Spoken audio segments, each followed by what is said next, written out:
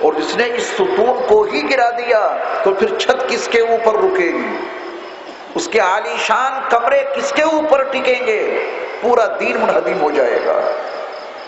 اس ستون کا قیام، نماز والے پلر کو قائم کرنا، 24 گھنٹے میں 5 مرتبہ، اپنے گھروں میں نہیں، اللہ کی بارگاہ میں حاضری دے کر نماز کی اقامت کا جو مطالبہ ہے، اس کی بنیاد اس عہد و پیمان کی تجدید، ایاک نعبد و ایاک نستعین، بار بار کہو، کہیں دنیا کے جھمیلوں میں گھر کے اس حقیقت کو فراموش نہ کر دینا۔ اللہ کی بارگاہ میں جاؤ، ایک بار نہیں 5 مرتبہ جاؤ، ہر رکعت کے ہر قیام میں اللہ سے راز و نیاز کی باتیں کرتے کرتے کہو، ایاک نعبد و ایاک نستعین، ہم تیری ہی عبادت کرتے ہیں، تجھ ہی سے مدد چاہتے ہیں۔ یہ اقرار اس ستون کی مضبوطی کے لیے معاون ثابت ہوگا۔ اگر اپنے معبود کو بھلا دیا اور اپنے مددگار کو فراموش کر دیا، دین قائم نہیں ہو سکتا۔ یہ مقصد ہے نماز کا۔ دوسرا ستون، سرور کائنات صلی اللہ علیہ وسلم نے ایتاء الزکاۃ، زکوٰۃ کو ادا کرنا، اس کے بغیر اسلام کی عمارت جن ستونوں پر قائم ہے وہ ستون نہیں تو عمارت نہیں۔ مقصد کیا ہے زکوٰۃ دینے کا؟ وہ دل کی محبت، مال کی محبت جو دل کے نہا خانوں میں ہوتی ہے، اس محبت کو زکوٰۃ ادا کر کر کے کھرچ ڈالے۔ دنیا کی محبت آئے گی، تباہی لائے گی۔ دنیا کی محبت میں پھنس گئے تو پھر اللہ محبوب نہیں رہے گا۔ جب دنیا کی محبتوں میں گھر جاؤ گے تو پھر رسول اچھے نہیں لگیں گے۔ میں اپنا تجزیہ کروں، آپ اپنا تجزیہ کیجیے، کسی پر کوئی الزام نہیں، کسی پر کوئی بہتان تراشی نہیں۔ اگر اللہ اس کے رسول کی محبت اپنے دل کے نیا خانوں میں بسانا چاہتے ہیں تو پھر اس مال کی محبت کو دل سے کھرچنا پڑے گا۔ اور یہ مال کی محبت دل سے کیسے نکلے؟ کروڑوں درود و سلام ہو اللہ کے آخری نبی صلی اللہ علیہ وسلم پر کہ آپ نے زکوٰۃ کا نظام دیا، دینے والے بن جاؤ، دینے والے بنو، دیا کرو۔ دینے کا مزاج مال کی محبت کو کھرچ کر تمہارے دلوں کو صاف کر دے گا۔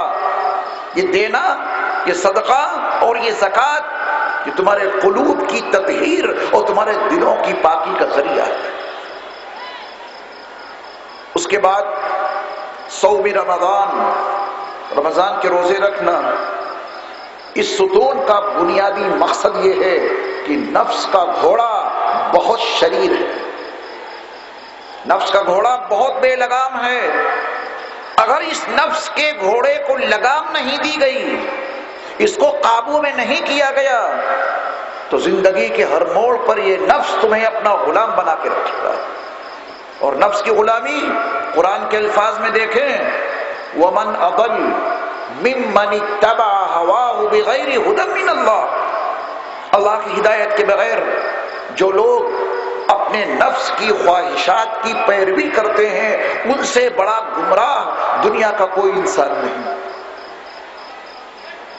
تمام انسانوں میں سب سے زیادہ گمراہ، راہ راست سے ہٹا ہوا وہ انسان ہے جو اپنے نفس کی خواہشات کی تابعداری کرتا ہے۔ نفس نے کہا زنا کر، وہ زنا کے لیے تیار۔ نفس نے کہا کہ شراب پی، وہ شراب پینے کے لیے تیار۔ نفس نے کہا چوری کر، وہ چوری کرنے کے لیے آمادہ۔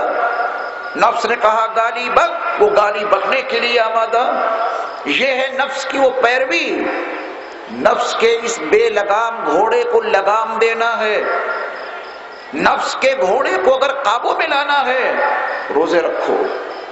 اور اس کا مقصد ہے لعلکم تتقون، یہ قرآن حکیم نے روزوں کا مقصد بتایا۔ یہ پلر بھی بہت مضبوط ہونا چاہیے، تقویٰ آ جائے، یہ نفس کا گھوڑا اپنے قابو میں آ جائے، اللہ کا خوف، اس کا ڈر، اس کی خشیت یہ دل میں پیدا ہو جائے، یہ مقصود ہے روزوں کا۔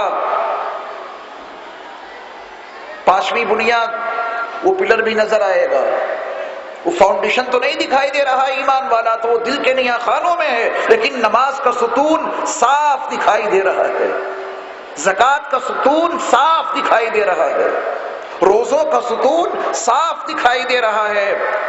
پانچویں بنیاد، پانچواں ستون حج۔ اللہ تعالیٰ نے اس عبادت میں ان تمام چیزوں کو مجموعی طور پر جمع کر دیا۔ توجہ دیں، نماز کا مقصد قرآن میں ایک یہ بھی لکھا ہے وَأَقِمِ الصَّلَاةَ لِذِكْرِي، میرے ذکر کے لیے نماز کو قائم کرو۔ نماز کا مقصد ہے مجھے یاد رکھنا، مجھے یاد رکھو، نماز کو قائم کرو۔ حج میں کتنے اذکار، وہ ایک تہمد نیچے پہنا، ایک چادر اوپر ڈالی، تن بدن کے سارے کپڑے اتار دیے، اب زبان پکار رہی ہے، وہ زبان ذکر میں مشغول ہے۔ لبیک اللہم لبیک، لبیک لا شریک لک لبیک، ان الحمد والنعمت لک والملک لا شریک لک۔ یہ ذکر ہے کہ نہیں؟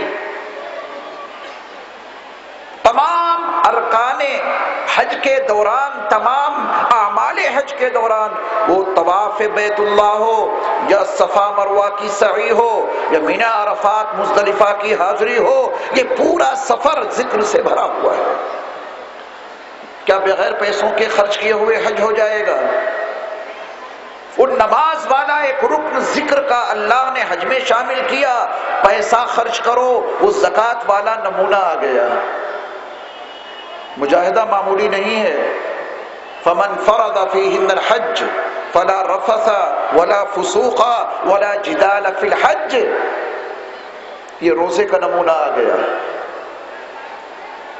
اب اس فاؤنڈیشن پر جو نظر نہیں آ رہا، اس مضبوط ترین بنیاد پر جو ایمان کی شکل میں ہے، وہ دکھائی نہیں دے رہی، اس مضبوط فاؤنڈیشن پر آپ نے کیا قائم کیا؟ ایک ستون قائم کیا ہے آپ نے نماز کا، دوسرا ستون آپ نے قائم کیا ہے زکوٰۃ کا، تیسرا ستون آپ نے قائم کیا ہے روزوں کا، اور چوتھا ستون آپ نے قائم کیا ہے حج کا۔ یہ بنیادیں ہو گئی۔ ایک بہت معمولی سا سوال ہے آپ سے، ادھر متوجہ رہیں، آپ یہاں وہاں متوجہ ہوں گے مضمون بکھر جائے گا۔ ایک بہت معمولی سا سوال ہے اور پوری توجہ کے ساتھ آپ کو اس کا جواب دینا ہے۔ آپ نے کوئی مکان بنانے کا ارادہ کیا اور مکان بنانا شروع کر دیا، اندرونی بنیادیں بھر دیں، اس اندرونی بنیاد کو مٹی سے، روڑوں سے، دیگر مسالوں سے برابر کر دیا۔ اس کے بعد آپ نے اس مضبوط بنیاد پر 4 ستون باہر نکال دیے۔ وہ چاروں مضبوط ستون جو بنیاد کے درجے میں ہیں وہ صاف دکھائی دے رہے ہیں، بہت موٹے، کیونکہ بہت بڑی عمارت بنانی ہے، بہت مضبوط۔ ایک ستون اس کونے پر ہے، ایک ستون اس کونے پر ہے، ایک ستون اس کونے پر ہے، ایک ستون اس کونے پر ہے، یہ 4 مضبوط ستون قائم ہیں۔ آپ اپنے کسی مہمان کو بلائیے، آئیے تشریف لائیے، میں نے مکان بنایا ہے، آپ اپنے اس مہمان کو لا کر اس ستون پر بٹھلا دیں، اسے راحت ملے گی۔ کیسا مکان بنایا ہے آپ نے؟